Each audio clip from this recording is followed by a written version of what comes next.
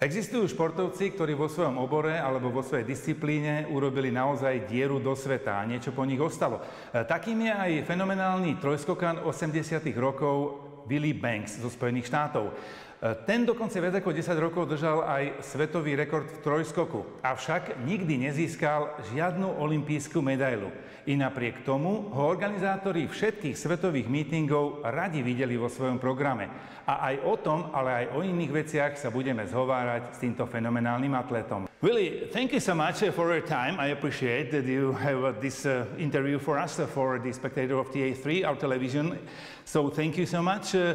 How do you have your memories for PTS, because you came here on the 60th edition of PTS?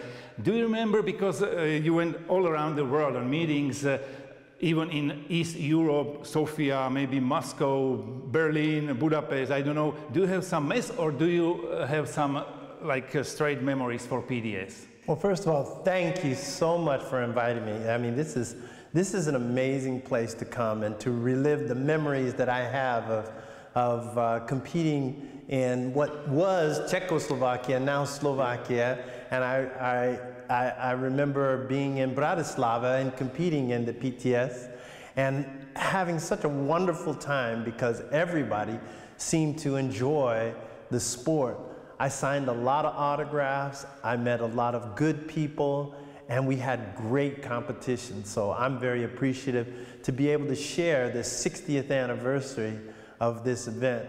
Yeah. How was your first touch with PTS organizers? Do they call you, or you try to touch them, or how was the first touch? Well, when I first started, I had a manager working with Nike, and he said that they're having a competition in Bratislava, and they were going to have a triple jump, and they wanted me to be there, and I go, this is great, you know, I get to compete. So I came across well, we called it the Iron Curtain. I don't know what you call it now, but to compete in Bratislava.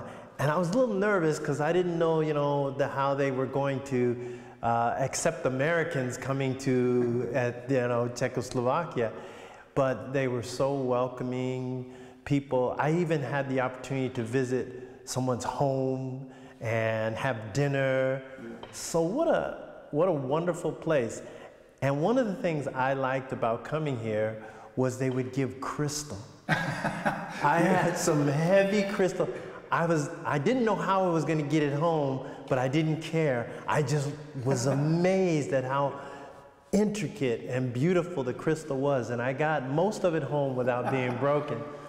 Yeah, because in that time, during communism, we didn't have so many dollars. No dollars. We have to pay by crystal, and crystal were very famous. In Czech, they made one of the best in the world, so it's pretty valuable. But in the time when you came, because it was in 1981 and 82, you won both. And in the time, not so many people were speaking in English in Slovakia, in Czechoslovakia. So you said that people were nice, but how did you talk with them? Well, some people, we had translators. Some people could speak English. I cannot remember her name, but there was one lady in particular who spoke real good English, and I didn't understand why, but she explained to me that she had, you know, experience, and she went to school, and I thought, wow, these people are smart here. But other people, even though they couldn't speak a lot of English, they could speak 1 or 2 or 3 or 4 words. And so, you know, we could communicate a little bit. And plus, they just were very interested in, you know, these strange people, Americans, who came to their country. And I was like, well, yeah, let's, and then we traded jerseys, and I traded pins, little things that I brought with me, and that made it more interesting. Yeah. So I did have some great experiences. Yeah. But now I think that obviously you can see the changes, because all around you speak English here in Slovakia right now. Time is changing, but you see, nobody was speaking English in the time, but you were one of the most favorite competitor in PTs ever, because you was one of the first in the world who was asking for clapping. But I think you started those things in Stockholm, right? In a meeting in Stockholm. But Stockholm was mostly in September, and PTS was in June. That means that probably you started in Bratislava in 1982 with this clapping. And immediately people loved it, because first time we've seen this, and now it's absolutely normal. Everybody does it. So how did it happen that in Stockholm we started with this? Well, it's kind of a long story. I hope you don't, get upset, but I can tell you parts of it. It started when I came to Europe in 1981 to compete, and there wasn't much triple jump, and I didn't understand why they didn't have a lot of triple jump in the in Europe. So I went to Stockholm, and there was a room where they had the organizers for all of the competitions in Europe. And I went up to one guy, his name was Andy Norman. He was very, very well-known meet organizer. And I said, I don't understand why you don't have the triple jump in your meets. And he looked at me and he said, listen here, young man. Why would I pay you to be in my meet when no one's coming to watch you compete? Yeah. If you're not putting butts in the seats, I'm not bringing you. And I was like, oh, I didn't understand that was the way it was supposed to go.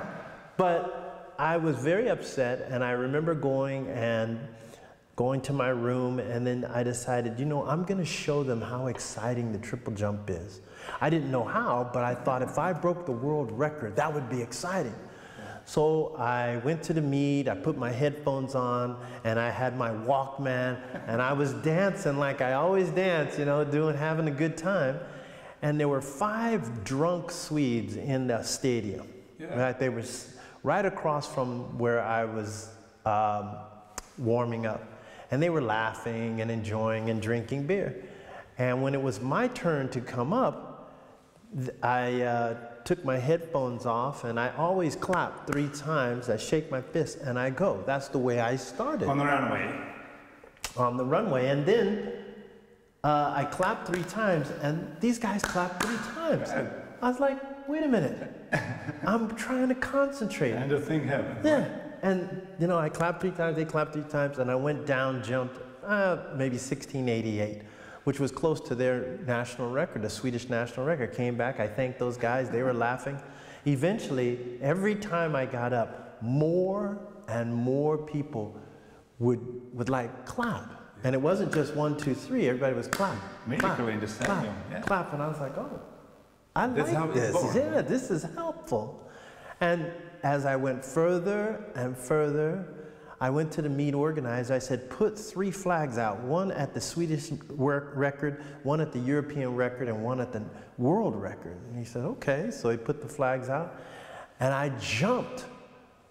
Yeah, my last jump, everybody was standing up clapping, and I jumped as far as I could, very close to the world record. But more than that, I beat the Swedish and the European record. And they came out of the stands, they grabbed me, they picking me up, they're carrying me around.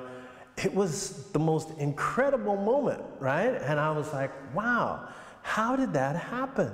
So I went over to Andy Norman and I said, so is that what you mean? And he said, if you can do that, maybe I will come next year again. Yeah, and I was like, no, I don't know how to do that. But then I went to a meet in Lausanne to do the long jump.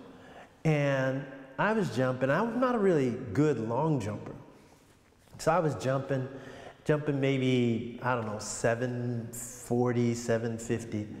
And then I stood up from one of my jumps, and someone said, well, come on, Willie. And I said, what? And all of a sudden, everybody started clapping. I go, where did they get? They must have seen me on television. I ran down and jumped 8 meters 11, better than I'd ever jumped before, and I won that competition. And I said, everywhere I go, if I have this, I'm always going to have what we call in America the home crowd, right? Everybody's going to be rooting for me. I can't help but win. And that's what happened everywhere I went, no matter what.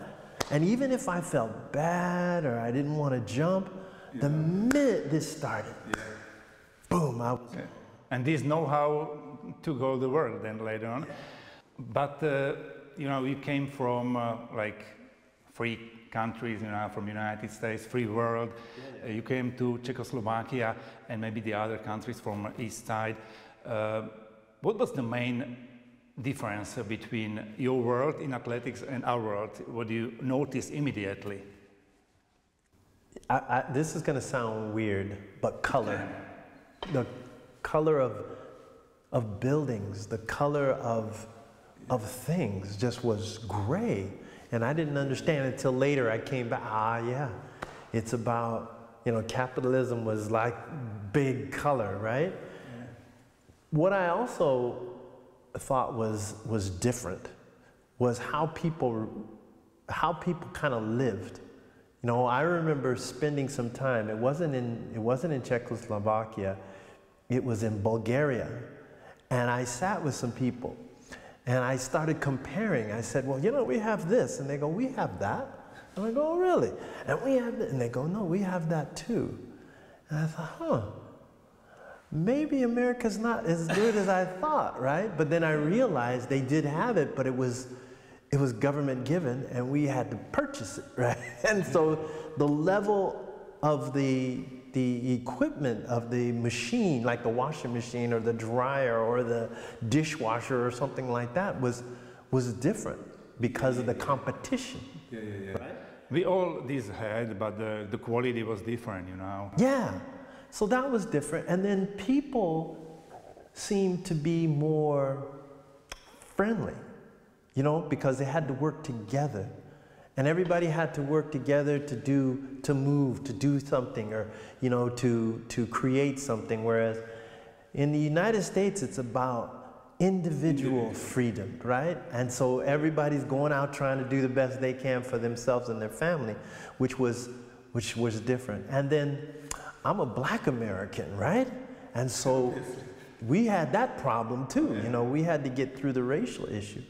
But you know, of course I love my country and but I really believe that I was blessed to be able to jump. And that blessing allowed me to travel to many different countries, even, you know, now, but even when there was an Eastern and Western Europe, I was able to travel and experience the cultures, experience the politics, you know, the security politics of that era, and to come back and see this, holy mackerel, it's like night and day. It's a whole nother country to me. Yeah. But again, that's a blessing for me because I learn and I can go back and tell people, no, this is the way it is now, right? Yeah. And it's a wonderful thing. Go visit. Definitely, I think that many other things surprise you in our countries, but let's turn our attention to your world record. It was 1985, 1797. Once you said that in one interview, what I seen, that your idol was Saneyev from Soviet Union. Actually, he was from Georgia. He born in Sukhumi, but now Georgia is the independent country, but in the time it was Soviet Union. You told it, did you have a problem like in the United States when you said that I admire Saneyev? No. Why did you like this guy? He was 3-time Olympic winner. He was a 4-time Olympic medalist. Than him. Yeah, he was a 4-time Olympic medalist. He won 3 golds and a silver. And my coach, who was Tom Tellez, who eventually became Carl Lewis's coach, my coach, Tom, he used to show me videos of Viktor Saneyev. And he said, watch how he's using these phases. So I studied him a lot. Mm-hmm. And I realized that this guy really knew what he was doing. And if I wanted to be good, I had to take what he had and create something for me out of what he was doing. Yeah. And it was exciting. He was an exciting jumper. Yeah. He led the world in the triple jump, and I wanted to take his place. Yeah. But then, later on, you jump like farther than him. He was 3 times world record holder, but then was Oliveira from Brazil, and then your time for 10 years, 10 years and 1 month, I think. And this was the jump, like 1797. It happened in Indianapolis. During the national championships, right? But you look so easy in that competition. I seen those video, and you jump world record, and then around you was running 800 meters, your teammates Rono, and you cheered her. So it was like during world record. It looks like this guy is making this athletics for fun. Well, that was me. I did. Athletics is fun for me. I couldn't be serious. It was more fun, having music, being in my shorts, in the sunshine. What's bad about that? That world record was special because I had gotten hurt and unable to win the gold medal in '84. So that Olympic medal was not mine. So in '85, I said, well, I've got to do something special. So I trained hard, and during that national championship, I took my first jump and it was a foul, but it was a good jump, and I said, ooh, I'm feeling great. And I put my headphones on and I started dancing, as usual, and then all of a sudden something hit me. And I watched myself do the triple jump, and I opened my eyes and said, I'm gonna break the world record in the triple jump next. So I run over to my friend, I said, hey Lee, watch this next jump. I'm gonna break the world record. I told a couple of other triple jumpers. So you feel it before? Yeah, I knew I was gonna do it. So I watched my teammate finishing. I didn't have to do anything. I just ran, took a hop, a skip, a jump, watched. I broke the world record. I ran over. I cheered her on. I came back and they said world record. I said, yes, I know. And that was it. Yeah. But 3 years later, you jump again in Indianapolis International Indianapolis is a great place. 1820, but the wind was plus 5.2, so it was irregular. But it looks like Indianapolis is your favorite field. Yeah, it was 1820. I think I jumped 1809 and something else, but it was always windy, it was easy because I had learned how to do the triple jump in a way that I had never experienced before. Funny thing, after that competition, the next day I couldn't walk. So that was pretty much the end of my career, but I had pulled both of my Achilles tendons. Not pulled them, they were injured. And so it was hard for me to walk and run and train. It took me a while to get back. Yeah. You were in a list of competitors for Olympic Games 1980 in Moscow. We know why it didn't happen to you. Then 84 was in Los Angeles, 6th place. Also 88, Seoul, 6th place. Yeah. Are those two competitions those two you would like to repeat it? Well, I never want to repeat anything because I think the blessings that I received over the years are amazing. When you take a look, in 1980, we had the boycott. In 1981, I set the national record and started the clock. Yeah. In 1984, I got injured, I finished 6th. But in 1885, I broke the world record. Just between the Olympic Games, you are the best time. Yeah. So I can't really complain. I mean, in '83, a silver medal in the World Championships. But that really, that '83 kind of made things even bigger for me because more people around the world saw this whole clapping thing. And my life just took off. It was wonderful. So I can't complain. Yeah, I didn't win a gold medal in the Olympic Games. I didn't win a medal in the Olympic Games. Yeah. But I don't think there's a triple jumper alive who has had this great experience that I've had, especially with the audience following me and all these kids who now are triple jumpers and long jumpers and pole vaulters and high jumpers who use the clap. Yeah. how can you say, oh, when all of that great blessing has happened to me? And people still remember you. So but you still are involved in athletics. I think you are still a coach. I've seen some videos with the youngsters. Do you like the job? I love coaching. When I was younger, I thought, I'm never going to be a coach because nobody's going to work as hard as me. But then after working with a few kids and then, you know, some professional athletes, I said, oh, maybe I can be a good coach. I wanted to be a coach because I wanted to share my knowledge with all the other kids, and it made it special for me. So yeah, I love coaching. And you still jump? Oh yeah, for fun? I still jump really? All the time for fun. Yeah. You don't feel your body like some pain? No. I mean, I don't have like any meniscus. I have no meniscus in this knee, so yeah, it's painful. But you know, if there's no pain, there's no gain. If there's no pain, I'm not living.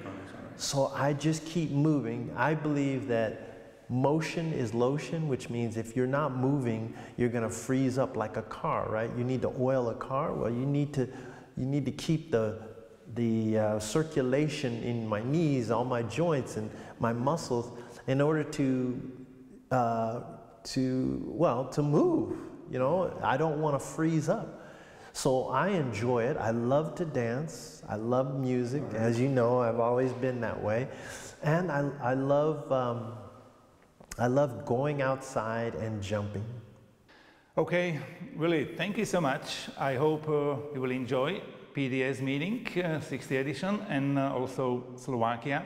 And definitely, I believe that once you will go back to our country. Thank you, of course. No, I'm definitely coming back, but Slovakia is a wonderful place. I'm very proud of the fact that you know, your country is growing in athletics. And I look forward to seeing some fantastic athletes come out of Slovakia. So thank you for having me. Thank you. Yeah.